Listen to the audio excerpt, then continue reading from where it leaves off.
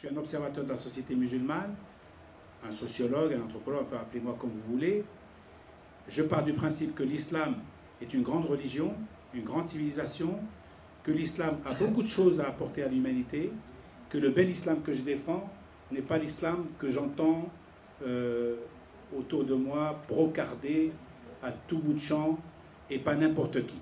La laïcité, la burqa, les minarets, les caricatures, ce sont souvent, pour la plupart, voire pour la totalité, des débats externes à la France qui ont été importés en France. Je mets les pieds dans le plat. L'islam pose problème.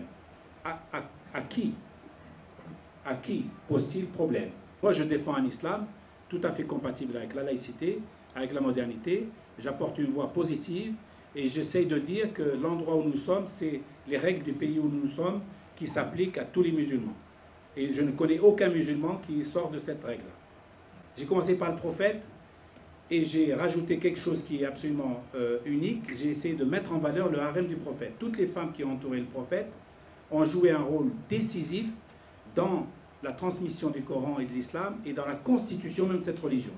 Et grâce aux femmes du prophète, en particulier le premier musulman, si vous voulez, de l'histoire de l'humanité, c'est une femme, puisque c'est Khadija, la femme du prophète lui-même.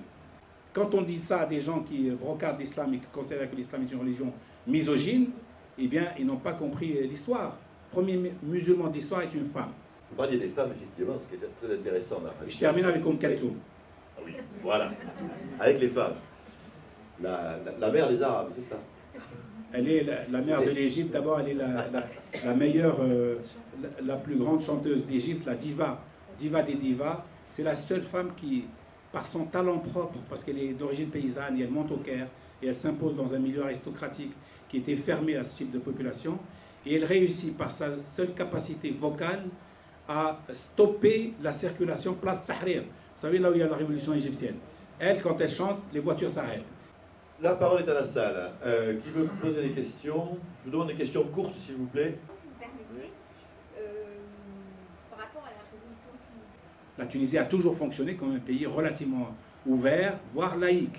Mais tant que ce n'est pas écrit, on ne peut pas dire. Comme pour le statut de la femme. Le statut de la femme tunisienne était très en avance sur l'ensemble des autres pays arabes. Mais dans la mesure où ce n'est pas écrit sur une charte noir sur blanc, il faut toujours se méfier des choses qui se font un peu à la petite semaine.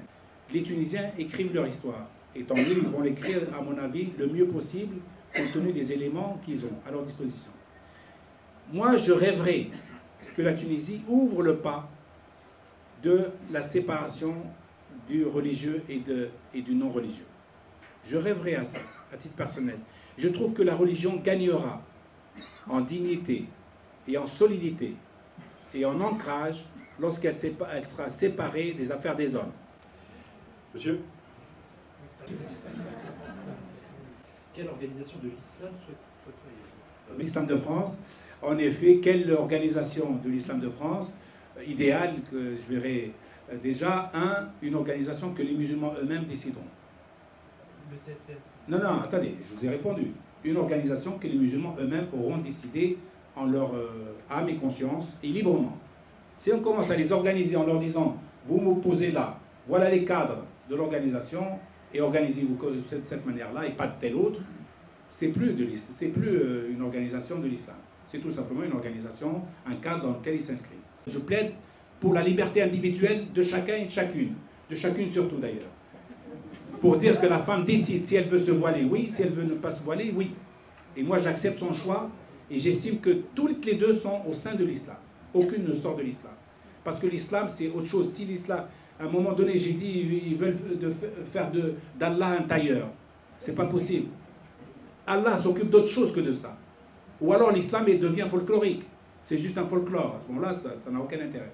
Si l'islam est une grande religion, une religion de civilisation, elle doit respecter les individus, respecter leurs choix et se situer à un niveau d'entendement relativement valable pour être discuté l'ensemble de la population musulmane de France qui, à mes yeux, sont adeptes de cet islam moderne, un islam de tolérance, de respect, mais à condition qu'on les respecte évidemment. C'est la règle du jeu. Je vous remercie. Merci.